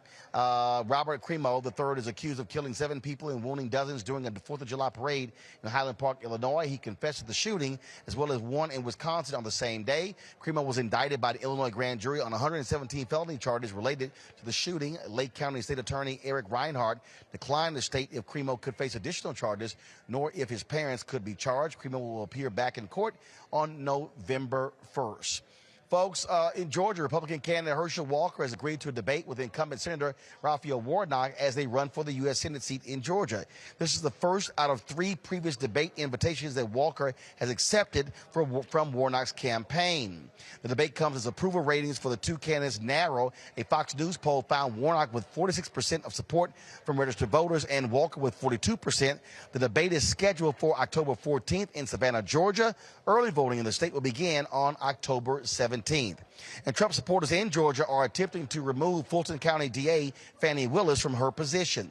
Willis is investigating Trump's efforts in overthrowing the 2020 election. The organizers of the campaign are seeking monetary donations and said they want to damage Willis's political career. Yeah. Okay. Yeah, we got you. Okay, whatever. Folks, let's talk about this, what's all the rage. That's diversity, equity, inclusion. In light of recent incidents of discrimination at amusement parks, some companies are trying to improve their company culture. Some believe training and education in diversity, equity, and inclusion is a way to reduce discrimination in the workplace. Now, in the aftermath of the death of George Floyd, there have been more than 100+ DEI positions open up. At one point, literally 2 months after George Floyd's death, there were 81 DEI positions posted on LinkedIn. So you've now seen all of these different people, and so it's DEI, DEI, DEI. But was DEI real, or is it the latest corporate bullshit?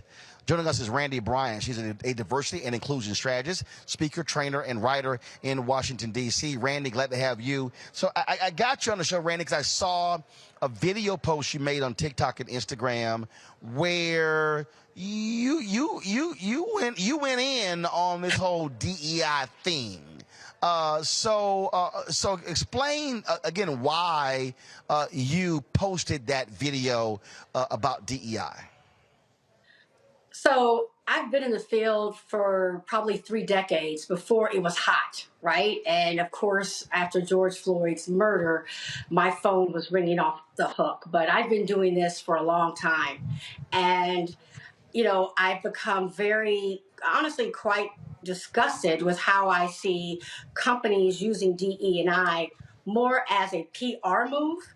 You know, it's more like public relations. Let us be able to say that we have someone in that position, but not give them the ability, the power to really do anything.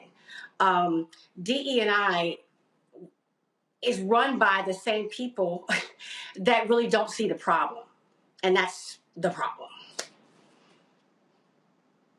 See, so here's the thing for me with DEI. You create a position, and that's all you create. The reality is, in corporate America, if you don't have P&L responsibility, you don't mean a damn thing to the boss. And so that's why I've talked to a lot of black folks who are like, I don't want a DEI job. I want an operational job. I want a job where I can actually hire people down the line. You talk to, for real, if we want to be honest here, Randy, most DEI people is them and an assistant, small budget, not significant. And so all of a sudden, whenever there's black people, they send the DEI person. They send the DEI person to the meeting. We've had those meetings with advertisers, and I'll be honest with you, and it's no disrespect to that person, and most of the time they're black, I don't want to talk to the DEI person. Right. We trying to get advertising money, and the DEI person got a little throwaway bullshit budget. Right. You're absolutely right. I mean, they hire these people, provide them with no resources. Oftentimes, the DEI lead is working with volunteers within the organization who have a full-time job, but on their free time is volunteering to make the company more palatable to people who are, black. And so are any underrepresented group. And so they don't have power. They usually don't have money. They don't have really the support. Because the problem is, if you look at the majority of companies, they are still run by white males. And white males don't see our issues as their issues. So they're not going to fund it.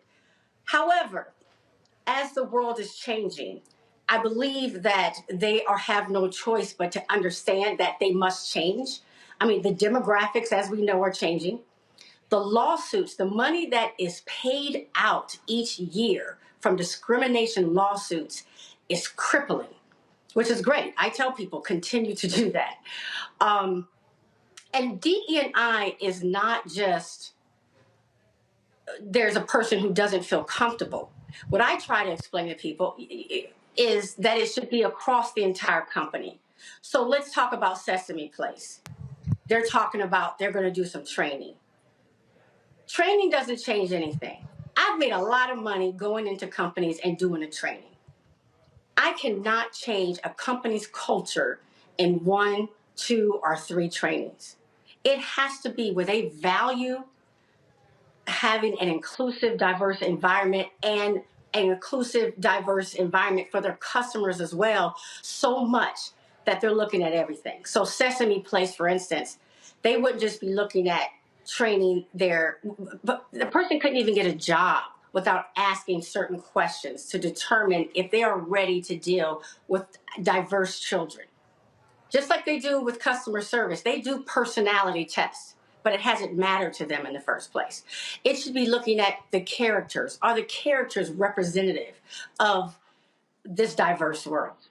They should be looking at the stories they're telling. It should be literally across the entire organization, and it should be tied to every department's bottom line. If a manager is not hiring diverse people, they don't get a bonus that year. If a manager is not getting good scores on inclusion, like if their staff is saying, no, we don't feel included, they don't get a bonus that year. If someone makes a mistake, they call it microaggressions to make these things sound innocent, although they can be very, very, very damaging, they're gone. There should be zero tolerance for this type of discrimination. But right now, they're not taking it seriously. I think back to when Al Newharth, here we are, NABJ, NAHA, Al Newharth was the CEO of Gannett. And he said, we are going to be the leading company for diversity in media. And he said, I am going to attach your bonuses to this issue. Right. He said, we're going to elevate Black and Latino general managers, publishers, editors of newspapers. And he said, some of you are not going to like it. You are welcome to leave the company. And there were some people who were pissed off that he tied their bonuses to diversity. And he said, your ass can leave. And there were people who actually left, and he didn't care. That Gannett quickly went to the top in the industry. But here's what it did, Randy. It forced every other company in the industry to go. And I'm talking about Knight Ridder, Cox, all of them. Oh, my God. We got to do something because they were afraid of losing their Black and minority talent. To me, when it comes to DEI, if this thing ain't hardcore from the CEO and from the board, it's not real. Let me tell you something. Roland, I tell people don't take a DEI job if you're not reporting directly to the CEO. That tells you how serious. Say it again. There you go. There you go. Do not take it. You have to report to the CEO. That shows that they take it seriously. And let's be real about it. There are going to be some people who are going to give you pushback. So you have to have the CEO's name behind you. You have to have it for any sort of power to get any change to happen. It's the reason why I've always stayed. And look, go ahead. No, go ahead. I'm sorry. Go ahead. Go ahead. No, it's the reason why I've always stayed as a contractor. It's much easier usually because I don't report to anybody. So I can go in there, help people set up their strategy, act a little bit of a fool, right? Because I'm not worried about, oh my goodness, am I going to get fired? I have a little bit of leeway to help people out and say the things I say. Well, I'll also say this, Randy, and look, and I'm telling you as someone who's experienced this far too many times.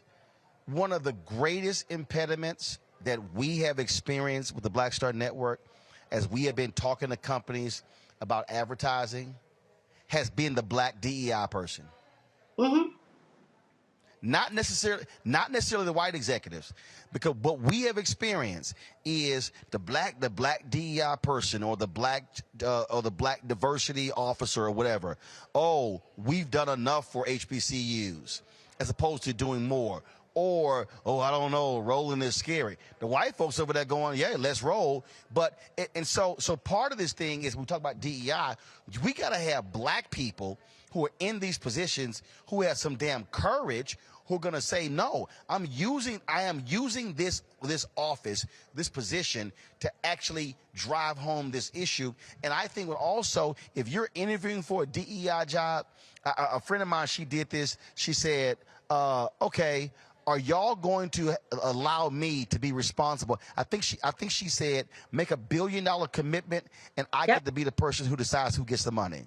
Yep. And the company was like, oh, hell no. She said, well, guess what? Y'all ain't real. Because what we experience is, we're trying to sit here, Randy, and we're talking to the salespeople, the marketing people, the folk with the money on the ad side about allocation, and then they want to send us a DEI person, and sometimes the DEI budget is so small, and I'm like, I'm not talking to you for about no $20,000 when I'm trying to get $2 million.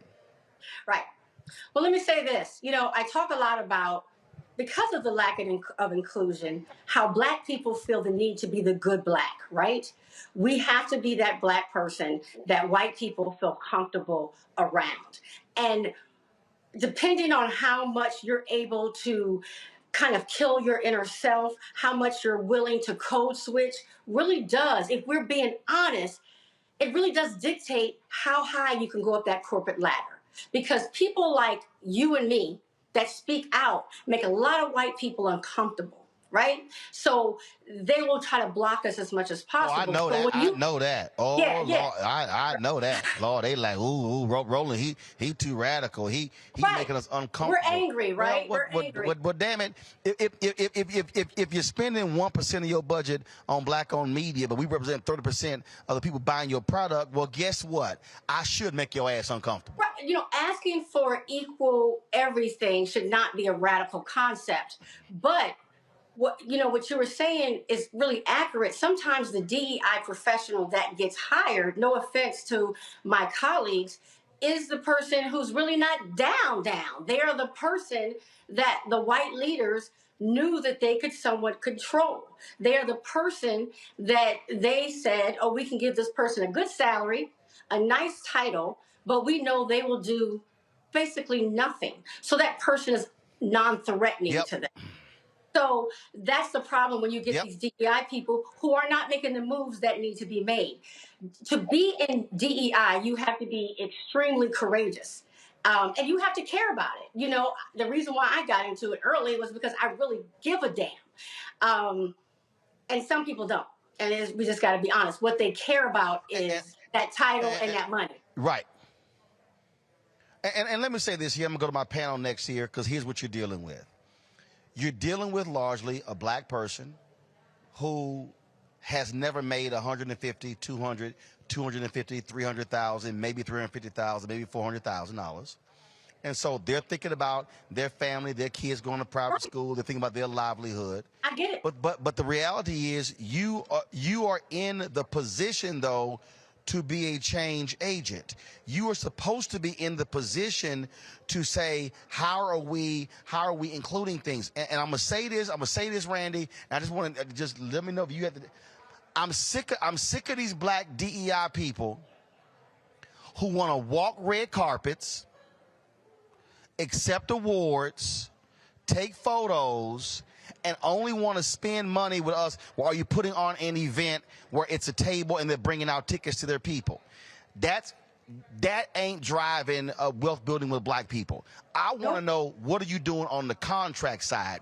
The DEI person, to me, should be on the inside of the company, raising hell, going, I'm sorry, what's the holdup? Why have we been talking to this person for a year or a year and a half and we haven't signed a contract?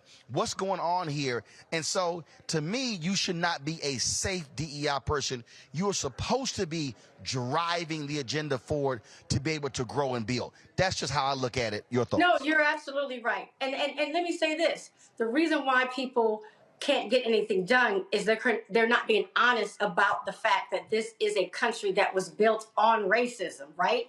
And so DEI exists because we have to counteract the racist policies, the biased minds that we have running these companies. You know, people think DEI is this moral, altruistic area. It's not. It's really a division that is supposed to help right wrongs. Most people are going to hire people and promote different organizations that they feel comfortable with. Okay, the majority of CEOs and directors and vice presidents are white males, not because they're the most talented and highly qualified, but because they were hired by men just like them. And so we have to realize that we can't expect people to make these decisions to bring in the best talent or to advertise with the best fit for the black community. We have to recognize that they won't do it because it's not natural for them to do it. Our country has designed them, made their mindset not to do it. So DEI is supposed to come in and say, let me help you do what's right and what's smart. It's interesting to me that these companies think that they can get away with being so monocultural for so long when the world is changing and when they're making mistakes that can go viral in 5 minutes. This is not where you can do something wrong and just that town knows about it. It's a very small kept secret. Sesame Place, they made a mistake, not a mistake, it's more than a mistake. But I had people on my site on TikTok contacting me from places all over the world. So they will realize their reputation can be ruined very quickly and start giving power to their DEI departments. Because honestly, the strength of an organization, a company relies on. And I'm going to say this here, and I want to get your thoughts on this before I go to my panel. So panel, get ready. What this also means, I'm going to need that black board member. And I'm going to need those black senior executives to lean the hell in. Because part of this problem, Randy, and again, I have dealt with this here. I have witnessed this here. When I see companies that are barely spending any money on black-owned media, on black contracts, and I see 1 or 2 black board members, I'm literally saying, what the hell are you doing? What are you doing? How are you on the board not raising hell? And then you got the safe senior exec, and again coming up with all the damn excuses. And I'm going, we fought for you to be there to advocate for black people, not to simply fatten your check and get the stock options. Yeah. I mean, I'll say this as a person who's been on the inside. One, they make it very difficult. They give black people titles within these companies, but they don't give them power, just to these people's defense. But also, it becomes where if you really look at the stats, there's one of us in every company. That's just kind of it. And people are scared because they want to remain that one. Like you said, they've gotten used to a certain lifestyle. they have certain bills, they're sending their kids to the best places, and they lose sight of the larger cause and really focus on themselves. Questions for my panel. I will start first with Brionna. Thank you so much for this conversation. It's definitely needed. My most pressing questions, because I have a lot, but the most pressing one is if you feel that you're in a place that has the title, but you do not have the power to execute on what you think the title is, how do you suggest someone going about that? Should they quit? Is there different mechanisms that you encourage for one to take? What is your guidance in regards to that? I would absolutely suggest that they write a document why it's important that this person report to the CEO, have a budget, and in that document they would show how some companies are doing it well, but really the ramifications if the DEI person is not given a level of power in the company, and present it to the president, whoever the highest person is, have a meeting with them. But I'm saying put that in writing. Put that absolutely in writing and state your cause. I find that there is a pressure now. I think CEOs are recognizing, even though they don't want to, and even though that unfortunately, because it's not a problem for them, they're not acting quickly. You have to show how not empowering DEI and its efforts is a problem for them. Show the lawsuits. Show what social media is saying. Show what's happened to your competition. And so you're saying you may think that this doesn't affect you, but it does. So I would apply the pressure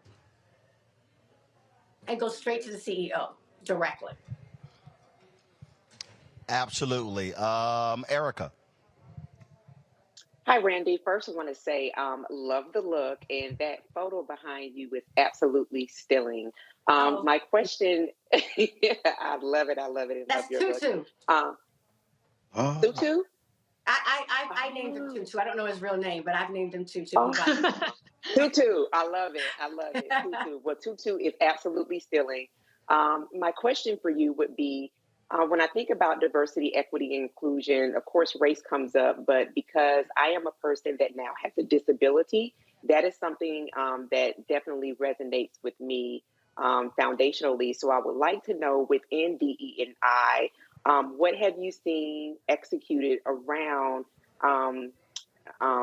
shining light, highlighting, ensuring that there is diversity, equity, and inclusivity for people that have disabilities?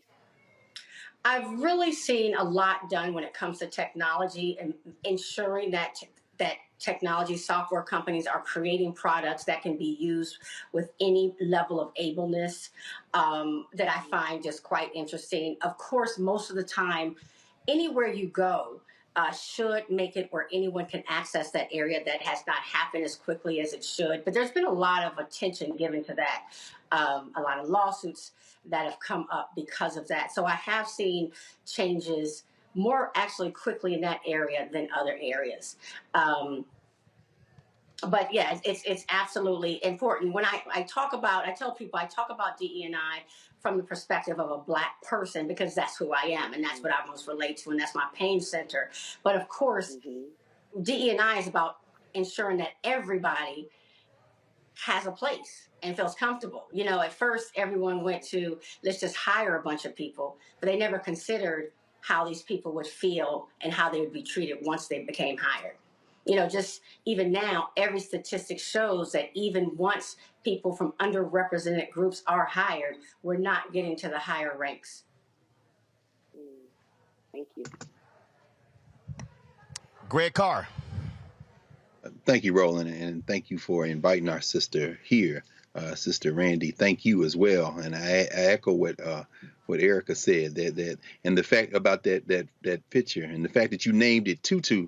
Among the Yoruba people, they would say Itutu means cool or coolness, and one of those colors in coolness is blue. So it just works right. You got everything in the same vibe right there. The cool. I'm particularly grateful to Roland for asking you to have this conversation with us tonight, because as a college teacher, I see these young people, particularly at our Black colleges, coming in, particularly in schools of business, schools of communication.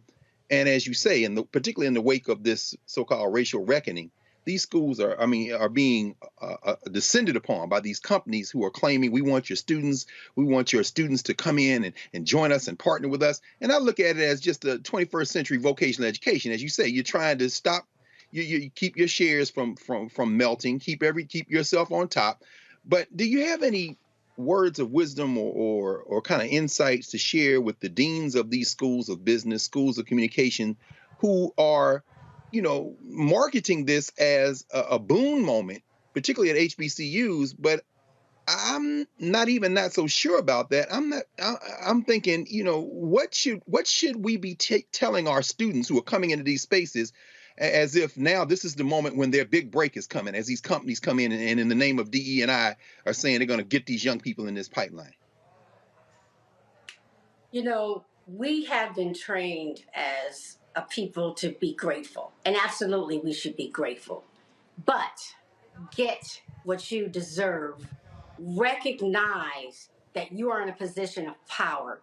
These companies do need qualified Black employees. Okay? So go in there and demand what you want. If they say, oh, we're going to offer you a summer internship, right? What else? What's the money? What is my guarantee of getting a job? How will you support me the following school year? Ask for what you want. What am I so? Can you, I am always surprised at how the majority culture is always is comfortable asking for what they want and what they feel as if they deserve. And sometimes we are just so happy to say, oh, wow, I have a summer job at this big company. And I would say for these HBCUs, I have 2 sons that attend Hampton University right now. I would say to the career centers, I would say, what are you offering our students? No, actually, we would like this. Actually, for us to participate in your career fair, we want you to do A, B, C, and the third, not just for the entire school. Think about your power. I really like what Deion Sanders is doing, where he is saying, recognize your power and use it. So if, yes, they need students, what do the students need from them? What do they want from them? How does the school get better, and how is that student's life actually enriched, not just for a summer, but for long term? Excellent. Thank you. Well, I'll say this, Randy, a final point. If it's one thing that also drives me crazy, I am sick of these fake diversity listings that awards top company and these CEOs, they strive to get the award, but then you look and go, well, what the hell did y'all actually do? Sometimes I wonder what's the criteria, and I'll be honest. I think sometimes for some of these folks, it's a full-page magazine. Like, how are you actually determining, like, what's the best company for diversity when I look at this deal? And this is what I've said to our civil rights groups. They should establish a race index. It should be, we're going to grade you on board members, on senior execs, on junior execs, because I want to know who's in line to be the CEO. We're going to grade you on contracts. We're going to grade you on Black-owned media. We're going to grade you. Are you using Black transportation companies, Black catering companies, Black audiovisual companies, Black photographers? Are you using those vendors? To me, you do that, but as long as we as Black people keep handing these people awards, saying, oh, how Miss So-and-so, how great you are, Mr. So-and-so, how great you are, because they gave somebody $10,000 for some damn table at a luncheon, that ain't helping Black people. Absolutely right.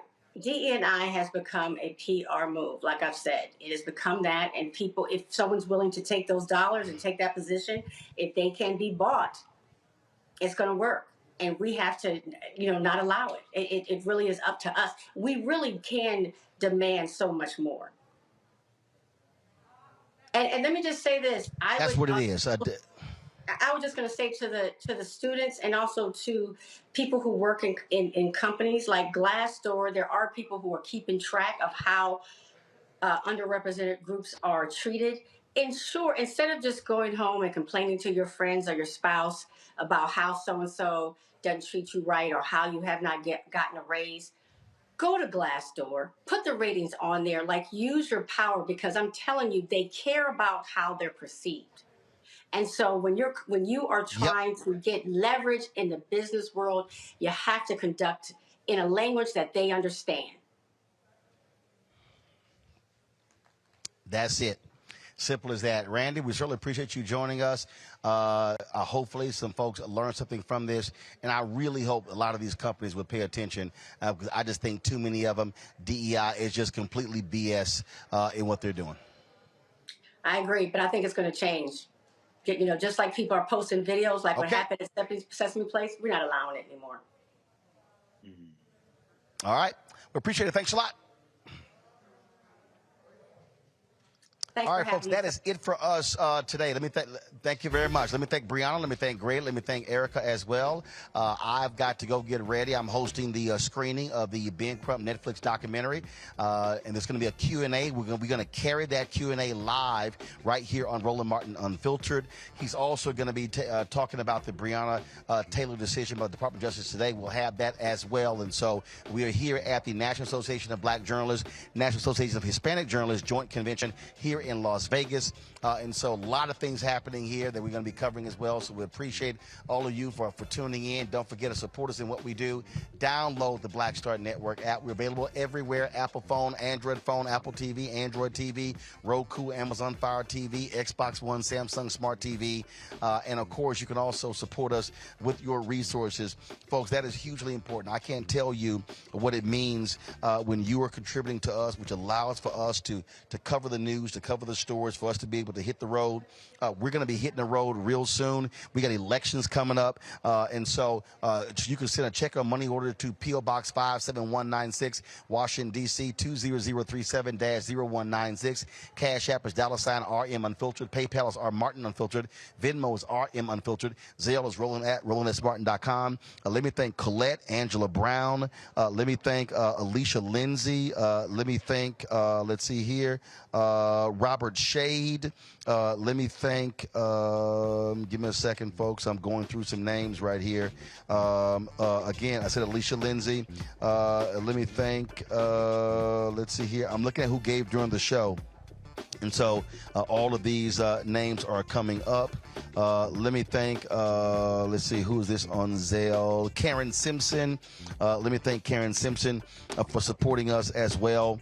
And I'll have more names for you tomorrow. Well, first of all, Cordell, thanks a bunch as well. So, folks, that is it. I will see y'all in a little bit later. For now, until then, I'll see you on Roland Martin Unfiltered on the Black Star Network live from Las Vegas. Holla!